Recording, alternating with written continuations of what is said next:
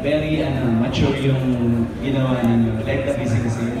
May aabangan din bang love scene or bed scene dito? Which is, and kung meron, how do you prepare for that? Sadly, wala. Wala pong love scene dito sa movie namin.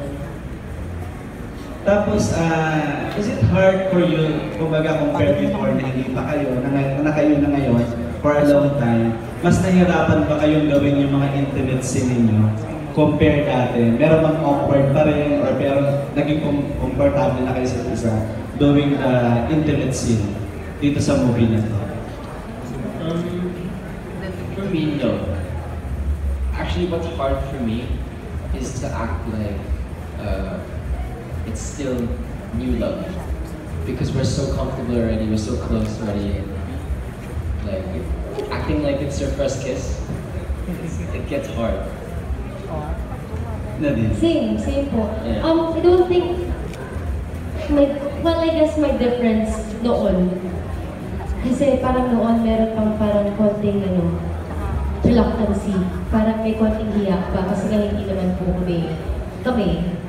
Unlike now na we're so used to it na po, so parang hindi na siya bago. Pero tama si James, ang mas nahirapan po kami is yung mga ganun, yung mga first ni Joanne at ni Gio, tsaka yung parang getting to know each other part, na kung paano mo like, may papakita na talagang ngayon pa lang kayo nagkakilala, nagkakakilala pa lang kayo. Kasi now we're so used to it. So, meron po akong mga nagiging mannerisms na napo-point out ni Direk na hindi naman, parang meron kong isang scene kasi na parang very touchy ako sa kanya. Na hindi naman talaga dapat kasi nga, hindi naman po kami ganun maka-close in the movie. So yung ganun po, yung mas nahirapan kami. Sabi niyo, this is a raw movie, di ba? Parang walang script, tapos kumbaga you do your own words. Hindi ba kayo nahihirapan doon? But may script naman, but like just backbone. A backbone. And then you do your own ad-libs, parang like that. Tapos, it's talking about tattoo, di ba? What can you say about dun sa tattoo? Kayo ba mismo, you want to do it? Or parang hindi nyo gustong magkaroon?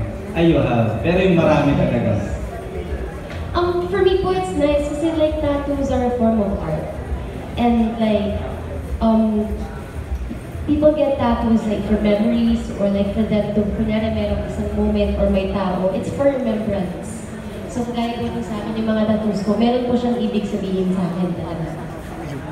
James, do you have that? Wala.